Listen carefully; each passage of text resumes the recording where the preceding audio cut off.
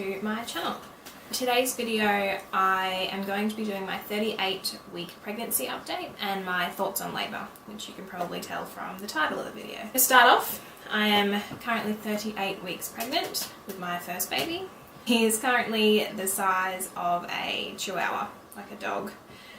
Which is pretty cool, or a leek, depending on what app I look at on my phone. His development this week, he's just finishing off developing like his lungs and practicing his breathing, and he's hiccuping a lot, and yeah, just packing on that baby fat ready to make his arrival. My symptoms this week are very similar to last week's.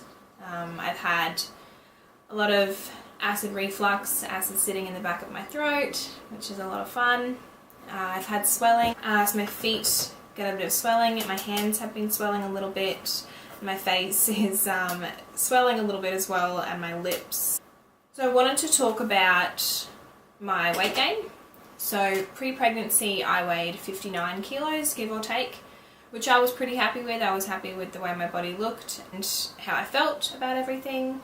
Then in my first trimester I got really bad morning sickness.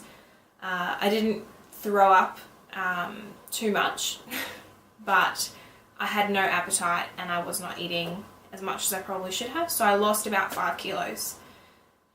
Then, as of now, 38 weeks, I am 73 kilos, which, to be honest, to me is daunting. I know weight is just a number and there are a lot of factors that go into how heavy I'm weighing and how much he weighs, and my placenta and extra fluid and the body fat that I have to put on to protect him. So I understand that there are a lot of different factors around how much weight that I put on. So this week I've had a bit of pain. I pulled a muscle in my groin and the back of my leg, so that has been fun trying to deal with that. I also live in an upstairs house, so I have to walk up and down the stairs whenever I leave the house, which can be a bit painful. So on Wednesday just gone, at my appointment, they were pretty happy with everything. The midwife said I was measuring a little bit ahead, so I'm hoping that means he makes an arrival a little bit earlier, which would be nice. I had my bloods taken a couple of weeks ago and they came back completely fine. Everything's looking good. He has his head down, so he's in a good position and his head is engaged. Just a little bit, but it's engaged. So I am excited because it's the first step to knowing that the end is near, or the beginning is near, whatever way you want to look at it. They did notice that I do have very low blood pressure. The doctor said that it is better than having high blood pressure, which I have had previously in my pregnancy. They were a little bit concerned about me having preeclampsia, however those concerns went away as my blood pressure dropped and I lost a couple of symptoms. But yes, my blood pressure has been low. They didn't seem concerned. I just need to keep my fluid intake up and make sure if I do feel faint or lightheaded or anything like that, that I just take a break or head to the hospital and let them know. The one thing that I am struggling with the most this late in pregnancy is my hip pain. So I have a brace that I should be wearing more often than I am, but my hips just seem to not handle, I guess, the extra pressure that he is putting on them. And I guess because his head is engaged, it is pushing my pelvis out, which is completely normal. And a hormone called relaxin is released, which allows all the ligaments to stretch and all the bones to sort of move where they need to move to allow his entrance into the world. So my hips have been giving me a bit of grief, especially in bed at night time. If I'm laying on one of my sides, that hip will hurt really badly. So last night, me and my husband slept on the couch, and it's perfect because where the cushions separate, my hip falls into that crease and it takes a lot of pressure off my hips. So last night was actually one of the best sleeps I've had in a long time. Speaking of sleeping, so I have suffered a little bit of what I would label as insomnia. However, I have been super tired, wanting to go to sleep. My body knows it needs to go to sleep. My eyes are stinging. All I want to do is fall asleep, but I just can't. I lay there for hours and I sit up and I lay back down and I get up and do something and I lay back down. And yeah, I just have been struggling to fall asleep. Once I'm asleep, it's okay. I get a few solid hours before I wake up, but just that initial falling to sleep can be a little bit difficult some nights. Also dreams. I've had a lot of crazy dreams throughout this pregnancy, and I feel like as I'm coming to the end, I guess my hormones are in overdrive and my dreams have just been extra crazy, extra weird. Yeah, that's a little bit tough to deal with. The midwife did have a feel of his position. As I said earlier, he is head down. She does think that he is in an anterior position, which means his face is looking towards my spine, which is good, and he's a little bit to the side, so his bum sits up on my right side and he likes to kick me on my left side, and I can feel little scratching down really low from his little fingernails. So I think that's about it for my 38-week update. I'm sorry, I still am out of breath, so I need to keep catching my breath before I start talking again. So I will go on to my thoughts on labour. So before I get into this, I'm a first-time mum. I don't have any sort of experience with giving birth, any sort of medical knowledge at all. This is just sort of my thoughts, views and opinions on what I expect labour to be like and what I hope it goes like. Obviously it could go exactly how I plan, or it could go the complete opposite and, you know, I might have to get some things that I didn't want to get originally, which is completely okay, and I will go into that. So first I want to start with the fact that I live out in a small country town in Queensland, as I've said previously in my previous video. So small country hospitals may work a little bit differently to city hospitals. It is a public hospital out here, and they don't offer so much private sort of stuff unless we get flown out, which they do offer medical planes to be flown out to bigger hospitals in case there is an emergency that they can't handle here. So the bonuses about being out in a small country town and with a small country hospital is that there aren't that many people.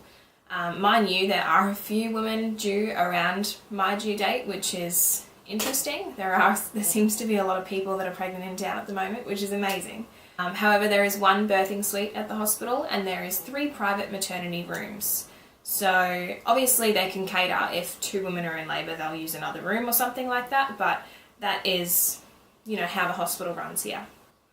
So the maternity rooms are very private. There's 3 of them and they're all private rooms. They have their own hospital bed, bassinets and a big lounge chair that husbands or partners can sleep on, and plenty of room for visitors, and it's very private, which is really good for a public hospital, and I guess that's why that's one of the benefits of being out west. Also, the midwives and doctors in the small country town hospitals are amazing. Well, from my experience, they're amazing. It can become very personal. They get to know you on a very personal level. You get to know them and you just get more comfortable with them, and I feel like I'll be a lot more comfortable when I'm labouring at hospital because I know the midwives and I know the doctors. There's only 4 doctors, and I think I've met almost all midwives that work at the hospital, and they're all so lovely, so I have no concerns with the staff at all, and I know that I'm in great hands. So now I want to go into my thoughts on the medication during labour, the pain relief during labour, and my goals and my hopes, and yeah, what I think it's going to be like. So my first and foremost idea about labour is that I do not want an epidural at all. That is my last resort, and I have spoken to the doctors and midwives about it, and the hospital here don't just hand out epidurals willy-nilly. If you can't just walk in and say you want one and they give you one, they will only give you one if you medically require one. So I do not want one at all unless I 100% absolutely need to, and the doctor tells me that. That's the only time I will have an epidural. I think the feeling of not being able to feel, you know, half of my body frightens me more than the pain of childbirth itself. I feel like I need to be in control of my body, what is happening.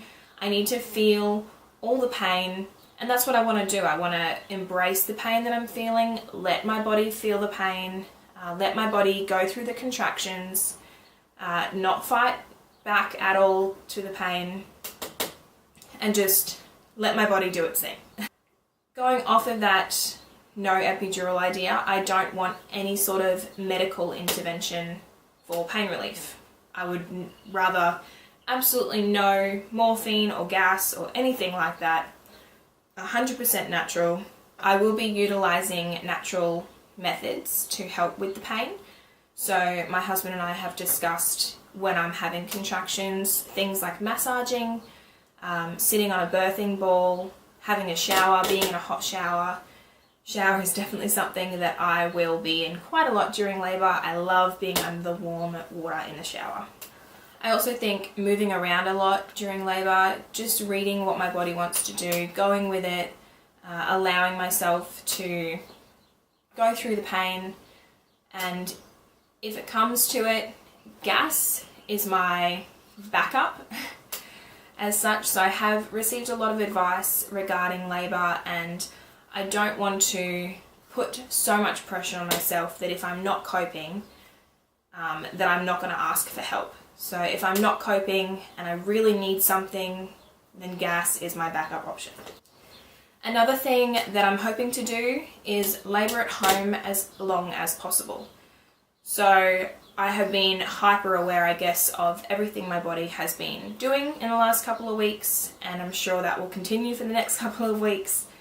And yeah, just knowing when I go into labour, Reese and I have sort of a list of things we need to put into the hospital bag right before we go, or if we need to feed the dogs before we go, and things like that. So I do want to labour at home as long as possible. Hospitals say once my contractions are 4 to 5 minutes apart, head down to the hospital and we'll go from there.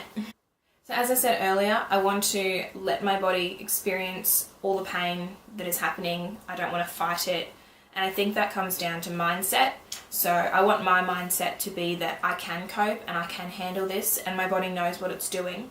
And I know my body better than anyone else. And I want to accept the pain that it has to go through in order to give birth. And yeah, so I just want to have a positive, strong mindset during labour and allow my body to experience the pain that it needs to feel. So my husband and I have also talked about certain things that he can say to me while I'm having a contraction or in labour, and just positive reinforcement.